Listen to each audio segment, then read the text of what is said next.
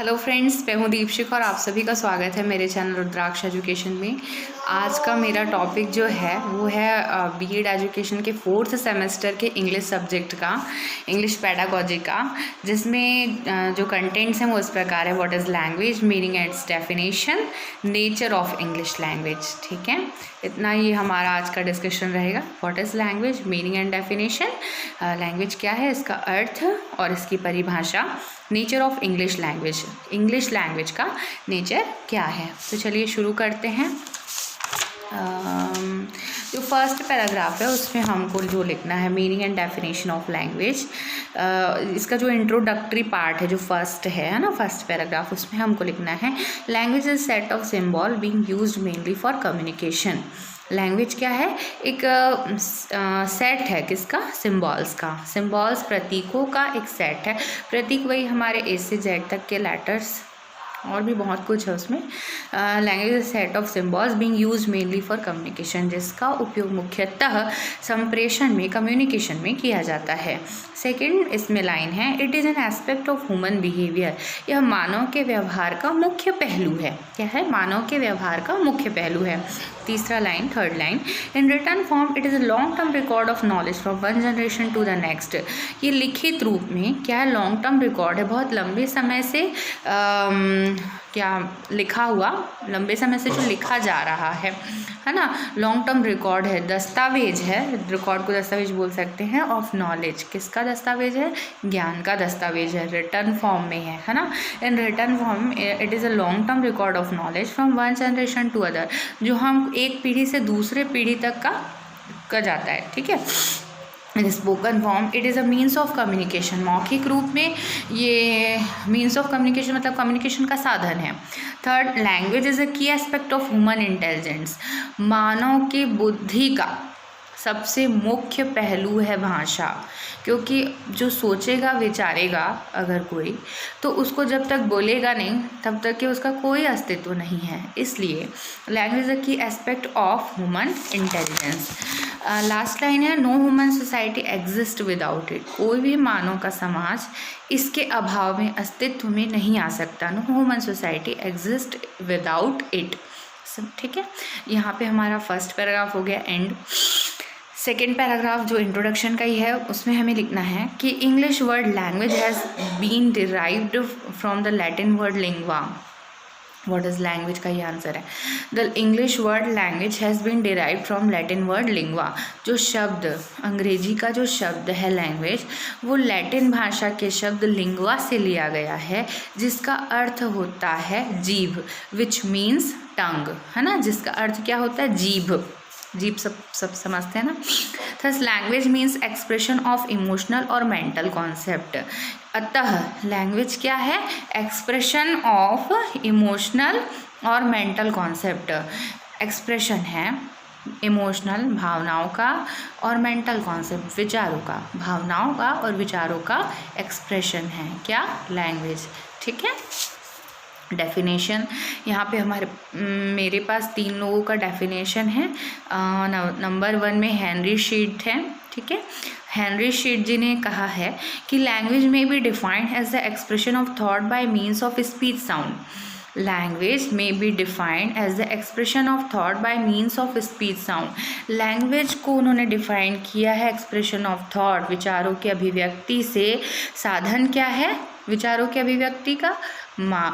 मानव के मुख के जो स्वर हैं, है ना, by means of its speech sound. मानव के मुख के जो स्वर हैं वह साधन है विचारों की अभिव्यक्ति के। लैंग्वेज में be defined as the expression of thought by means of speech sound. ये वाला डेफिनेशन दिया है हेनरी शीट ने। सेकेंड डेफिनेशन है एलन ने दिया है, ALLEN, एलन ने दिया है, जो कि इस प्रकार है, language is a means of communicative thought.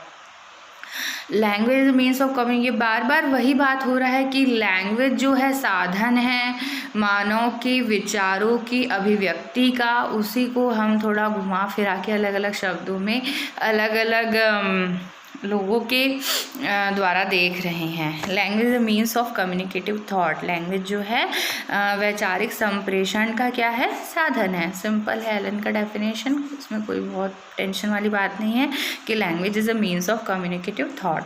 Third number definition दिया है प्लेटो ने। प्लेटो जी बोलते हैं, अरस्तु के गुरु है ना Plato ji, ideas and feelings are realisation but when these are revealed through mouth it is known as language. Ideas and feeling are the realisation, idea और जो फीलिंग है, आइडिया मतलब विचार है ना, और फीलिंग मतलब भाव, आर रियलाइजेशन वो वास्तविकता है। But when these are revealed through mouth, किंतु जब इसको मानव मुख के द्वारा इनका प्रकटीकरण होता है, भावनाओं का और विचारों का, आइडियाज़ का और फीलिंग का, तब यह भाषा कही जाती है प्लेटो के अकॉर्डिंग। ठीक है, अकॉर्डिंग टू प्लेटो। ठीक है, अब आ जाते हैं नेचर ऑफ इंग्लिश लैंग्वेज में। नेचर ऑफ इंग्लिश लैंग्वेज में जो है आपका इसमें हमारे पास 10 पॉइंट हैं। ठीक है, टोटल 10 पॉइंट्स है जिसको हमको क्या करना है, डील करना है। नंबर 1 है progressive language. Nature of English language मतलब इंग्लिश लैंग्वेज का क्या नेचर है, progressive language, first point. Second point dynamic language. Third है it is based on system. Fourth redundancy. Fifth है फ्लेक्सिबल लैंग्वेज। सिक्स्थ नंबर में है आपका रिसेप्टिवनेस। सेवेंथ नंबर में है use of periphrases. Eighth number में है मिक्स्ड नेचर। नाइन्थ में है फिक्स्ड वर्ड ऑर्डर। और 10th में हमको लिखना है इन्फ्लेक्शन। तो ये 10 पॉइंट हैं और 10 पॉइंट को हमको बहुत अच्छे से डील करके लिखना है, जो हम इस प्रकार से अब उसको समझेंगे। ठीक है, समझ लेते हैं, समझने से अगर हमको अच्छे से समझ में आ गया तो हम लिख सकते हैं। चलिए शुरू करते हैं। नंबर 1 क्या कहा था मैंने, progressive language. Progressive language, it is a progressive language because it has its past, present and future. देखो कोई भी चीज़ प्रोग्रेस में है कब बोलेंगे, जब उसके पास उसका पास्ट है, प्रेजेंट है, फ्यूचर है ना। जैसे India is a country, India का एक पास्ट है। ठीक है, अंग्रेज़ों के गुलाम थे, इंडिया के पास इसका प्रेजेंट है। आज मोदी जी देश के प्रधानमंत्री हैं जो कोरोना से लड़ रहे हैं, है ना, और हम सबको बचाने का पूरा प्रयास कर रहे हैं जितना उनसे संभव हो पा रहा है। प्रेजेंट है। फ्यूचर क्या होगा, फ्यूचर अब देखते हैं, आज जैसा आज का निर्माण होगा वैसे कल का फ्यूचर होगा। ठीक है, तो हाँ, तो हम क्या थे कि language, progressive language it is a progressive language because it has its past, present and future. उसी प्रकार इंग्लिश भी प्रोग्रेसिव लैंग्वेज है, इसके पास इसका पास्ट है, इसका प्रेजेंट है, इसका फ्यूचर है, कुछ ना कुछ तो होगा, हर किसी का फ्यूचर होता है। It is not made but evolve, इसको बनाया नहीं गया है, ये अपने आप क्या होते गया है, विकसित होते गया है। क्या होते गया है, विकसित होते गया है। इवॉल्व, EVOLVED, इवॉल्व मतलब होता है विकसित। ठीक है, अब आ जाते हैं आपके सेकेंड पॉइंट में, dynamic language. English is a dynamic language in the sense that nearly more than half of the world speaks this language. It also dynamic because it mixes so many words from different languages. Dynamic language मतलब होता है गतिशील भाषा। ठीक है, English को बोला गया है कि यह एक गतिशील भाषा है, डायनेमिक लैंग्वेज है। गति है इसमें, जिसमें गति होगी वो चेंज होगा ही होगा, है ना। जो गतिशील होगा उसमें चेंज होगा ही होगा। ठीक है, in the sense that nearly more than half of the world, मतलब पूरे विश्व में आधा, पूरे विश्व का आधा जो है, half of the world speaks this language, English में बात करते हैं, इंग्लिश जानते हैं। It also dynamic because it mixes so many words from different languages. ये डायनेमिक इसलिए भी है क्योंकि ये बहुत सारे वर्ड्स दूसरे लैंग्वेजेस में से ले आती है और अपने आप में क्या कर लेती है, मिक्सअप कर लेती हैं। तो ये क्या है, इंग्लिश क्या है, डायनेमिक लैंग्वेज है। ये हो गया। अब थर्ड नंबर में आते हैं कि it is based on a system. ये किस पे बेस्ड है भैया, सिस्टम पे बेस्ड है। कोई भी चीज़ क्या है, जब सिस्टम पे बेस्ड होती है ना तभी काम अच्छे से होता है। तो इंग्लिश भी जो लैंग्वेज है वो सिस्टम पे बेस्ड है। It is system which involves the function of words, structures and sounds in an integrated way. ठीक है, ऐसा सिस्टम जो कि इन्वॉल्व करता है फंक्शन ऑफ वर्ड्स, इसके वर्ड्स के फंक्शन हैं, ठीक है, स्ट्रक्चर है, इसके वर्ड का स्ट्रक्चर है, साउंड है अपना, ए को ए ही बोलेंगे, बी को बी ही बोलेंगे, ए को जेड नहीं बोल सकते हम, तो हर पर्टिकुलर एक साउंड है। इन an integrated way the phonology of this language forms in its own system. Phonology of this language, phonology of this language मतलब आपका स्वर विज्ञान।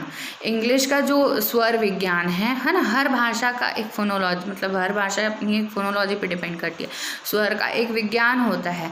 जैसे हिंदी की अगर बात करें तो अ से लेके अह तक हमारे स्वर हैं, बाकी क से लेके ग तक हमारे पास व्यंजन है, तो इसका एक सिस्टम है। उसी प्रकार इंग्लिश में जब हम आ जाते हैं तो टोटल 26 लेटर्स आ जाते हैं, जिसमें हम जनरली जो जानते हैं 5 वॉवल्स जानते हैं, बाकी 21 कॉन्सोनेंट जानते हैं। तो हर लैंग्वेज का क्या होता है, एक स्ट्रक्चर होता है, मतलब वॉवल होते हैं, कॉन्सोनेंट होते हैं। तो अपना इस इंग्लिश का अपना खुद का है, ठीक है, बेस्ड ऑन अ सिस्टम। तो इंग्लिश क्या है, based on a system, system पे बेस्ड है। 4th नंबर है रिडंडेंसी। रिडंडेंसी को समझेंगे। It refers to use of multiple words to express a single idea और फीलिंग। मतलब एक ही आइडिया को, एक ही विचार को अभिव्यक्त करने के लिए बहुत से वर्ड्स हैं इसके पास, ठीक है, एक ही बात को बोलने के लिए। It refers to use of multiple words, multiple words का यूज़ करता है to express a single idea, एक ही आइडिया को क्या करने के लिए, एक्सप्रेस करने के लिए। This nature of English language is quite significant. और ये जो नेचर है इंग्लिश लैंग्वेज का वो काफ़ी महत्वपूर्ण है। क्वाइट सिग्निफिकेंट है मतलब काफ़ी महत्वपूर्ण है। This nature of English language is a quite significant. For example, I return back at 8 o'clock। जैसे एक एग्जाम्पल या एक सेंटेंस अगर हम लेते हैं कि आई रिटर्न बैक एट 8 o'clock, मैं वापस आ जाऊंगा 8 बजे, है ना, या मैं वापस होऊंगा 8 बजे। तो यहाँ पे आप देखिए रिटर्न का मतलब भी वापस होना ही होता है, और बैक बोलना मतलब भी वही, दोनों ही वर्ड एक जगह पे रखे गए हैं। यहाँ पे जो बैक जो है वो नहीं भी आता है, रिटर्न एट 8 o'clock बस बोलते तो भी काम हो जाता, लेकिन वहाँ बोल दिया गया कि आई रिटर्न बैक।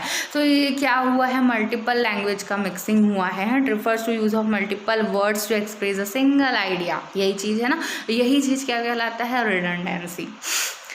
समझ रहे हैं, यही चीज़ रिडंडेंसी कहलाता है। 5th नंबर है flexible language. Flexible language, English flexibility, लचीलापन। फ्लैक्सिबल हमको हिंदी में समझे तो वो क्या है, लचीलापन है, ठीक है। Flexible language, English language is flexible because it's history is chronic of the tremendous changes in culture and language. Day by day the word and their meaning change. Flexible है। Its history is chronic of the tremendous change. Chronic मतलब होता है जीर्ण, है ना, chronic मतलब होता है जीर्ण, चिरकालिक या स्थायी या बहुकालीन। बहुत पुरानी है ना ये भाषा, और ये भाषा बहुत पुरानी है, डायनेमिक है, ठीक है, इसमें रिडंडेंसी की क्वालिटी है। तो ये क्या कर रही है, अपने आप में बहुत से वर्ड को लेते जा रही है। तो लेते जाने के कारण इसमें कभी कभी क्या हो जाता है, कुछ वर्ड्स में, वर्ड्स के अर्थ में क्या हो जाता है, चेंज हो जाता है। तो इस प्रकार जो है ये फ्लैक्सिबल लैंग्वेज भी है कि English language is flexible. English language is flexible because it's history is a chronic of tremendous changes. बहुत से चेंजेस हैं जो कि क्या है, ट्रिमेंडियस चेंजेस हम कह सकते हैं इन कल्चर एंड लैंग्वेज, इसकी संस्कृति में, भाषा में। Day by day world and there meaning change. और दूसरा कारण मतलब वर्ल्ड के, मतलब किसी भी कल्चर में, कोई भी वर्ल्ड में कोई भी हम कंट्री चल जाते हैं तो वहाँ के कल्चर में क्या डे बाय डे चेंज हो रहा है। चेंज होने के कारण भी वर्ड का प्रोनाउंसिएशन भी चेंज हो जाता है, समझ रहे हैं ना। तो ये इस प्रकार से फ्लैक्सिबल लैंग्वेज है। 6 नंबर में आते हैं receptiveness. Receptiveness, it is an effective language because it has absorbed and retained the tendency to absorb the word and expression of the other language of the world. ये receptiveness भी वही चीज़ है, बहुत से भाषाओं के अन्य भाषाओं के वर्ड को क्या कर लिया गया है, ले लिया गया है, रिसीव कर लिया गया है. रिसेप्टिवनेस की क्वालिटी है ना, एब्जॉर्ब करने की क्वालिटी है, रिटेन करने की क्वालिटी है. रिटेन करना मतलब बनाए रखना, ठीक है. इसके पास टेंडेंसी है, ऐसी प्रवृत्ति है इसकी, किसकी, इंग्लिश लैंग्वेज की प्रवृत्ति है कि बहुत सी भाषा को एब्जॉर्ब रिटेन कर सकता है, to absorb the words and expression of the other language of the world. तो इस प्रकार से हमने देखा कि रिसेप्टिवनेस की क्वालिटी. 7th नंबर में आते हैं यूज़ ऑफ पेरीफ्रेजेस. यूज़ ऑफ पेरीफ्रेजेस, घुमा फिरा के. पेरीफ्रेजेस मतलब होता है घुमा फिरा के, है ना. तो इसमें ना जनरली हम इडियम्स को क्या कर सकते हैं, ले सकते हैं, क्योंकि जो हमारे मुहावरे होते हैं, बातों को बोलते तो हैं लेकिन कुछ घुमा फिरा के. तो इंग्लिश में भी क्या होते हैं, मुहावरे होते हैं, ठीक है. इंग्लिश में भी मुहावरे होते हैं. It refers to roundabout way to express ideas or feeling. It is possible to say something in many different ways in English. Round about मतलब वर्ड के मतलब जो भी बोलना है, जो विचार उसके चारों ओर घूम रही है बातें, है ना. नहीं, ऐसा कह सकते कि जैसे कोई विचार है, वर्ड्स उसके चारों ओर घूम रहे हैं, है ना. तो घुमा फिरा के हम उस बात को बोलेंगे. जैसे for example, your guess is as good as mine. Your guess is as good as mine मतलब तुम्हारा जो गैस है, मतलब तुमने जो सोचा है और मैंने जो सोचा है लगभग क्या है, सेम टाइप का है. 8th नंबर में आते हैं mixed nature. English language contains word from so many other language. It has becomes the most mixed languages. Some words have return their original meaning and some word have change their meaning. The spelling and pronunciation have also changed. Mixed nature, mix करने का इसका आपका property है, nature है, quality है. English language का mix कर लेता है. अब क्या हो जाता है ना, जैसे हम होमोफोन्स, इसमें होमोफोन्स जो पढ़ते हैं वो उसका एग्जांपल हो सकता है. जैसे एक्सीड. एक एक्सीड का मैं स्पेलिंग बोलती हूँ, ACCEDE. ACCEDE ये एक्सीड है. और EXCEED ये भी एक्सीड है, ठीक है. समझ रहे हैं, वर्ड का उच्चारण सेम है, एक्सीड, लेकिन स्पेलिंग चेंज है भैया.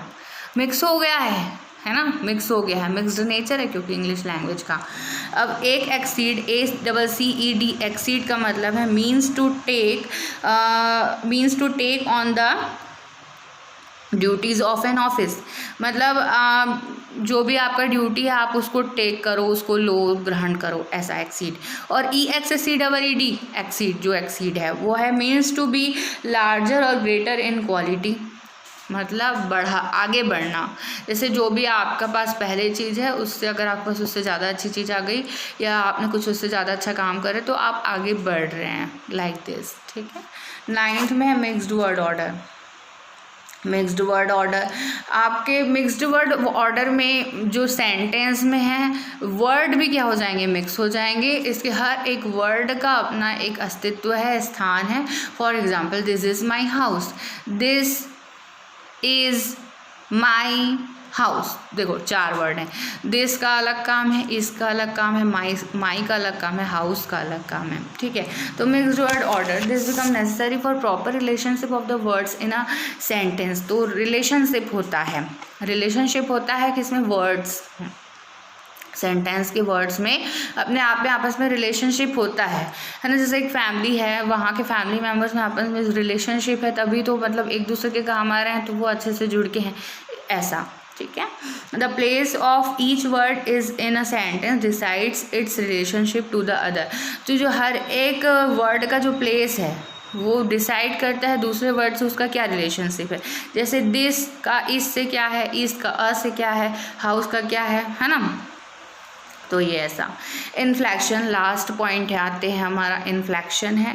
Inflection is a change in the form of word indicating some change its meaning. English belongs to a family of language, the Indo European family, which is rich in form of inflections. अच्छा, inflection is a change in the form of word indicating. Inflection word में change है, ठीक है। Word indicating, word क्या indicate कर रहा है। For example parts of speech में हम नाउन पढ़ते हैं, ठीक है। नाउन जो है वो चेंज होता है। चेंज कैसे होता है, सपोज मैं सिंगुलर नाउन और प्लूरल नाउन पढ़ा रही हूँ या पढ़ रही हूँ, तो मैं सिंगुलर नाउन में अगर मैंने कहा काऊ, काऊ मतलब गाय, तो मैं उसको प्लूरल नाउन में काउज बोलूँगी, ठीक है। तो यहाँ पे क्या आया, ट्विस्ट आया, कहानी में चेंज आया। क्यों आया, सिचुएशन के अकॉर्डिंग आया, क्योंकि मेरे को सिंगुलर के लिए अलग वर्ड चाहिए था, प्लूरल के लिए अलग वर्ड चाहिए था, है ना। टेंस की अगर हम बात करते हैं तो उसमें वर्ब का first form, second form, third form पढ़ते हैं, वहाँ पे भी इन्फ्लेक्शन आता है। जैसे गो, वेंट, गॉन, यहाँ पे जाने के लिए ही अलग अलग 3 वर्ड हैं, गो भी है, वेंट भी है, गॉन भी है, और एक आईएनजी फॉर्म भी आ जाता है। तो अकॉर्डिंग टू सिचुएशन, ठीक है। इन्फ्लेक्शन इज अ चेंज है इन्फ्लेक्शन, ठीक है। Inflection is a change in the form of word indicating some change in its meaning. English belongs to a family of language, the Indo European family which is rich in the form of inflection. English जो है ऐसी family से belong करता है जो Indo European है। India और Europe की जो कंट्री है, ये दोनों ही कंट्री मिक्स होके इंग्लिश मतलब यहाँ के लोग बात करते हैं और नया नया चीज़ जनरेट होते रहता है। तो इस प्रकार से ये हमारा nature of English language, meaning and it's definition यहीं पे ख़त्म होता है। अगर आप लोग को पसंद आया होगा मेरा एक्सप्लेनेशन, तो मेरे वीडियो को लाइक, शेयर एंड सब्सक्राइब कीजिए। Thank you.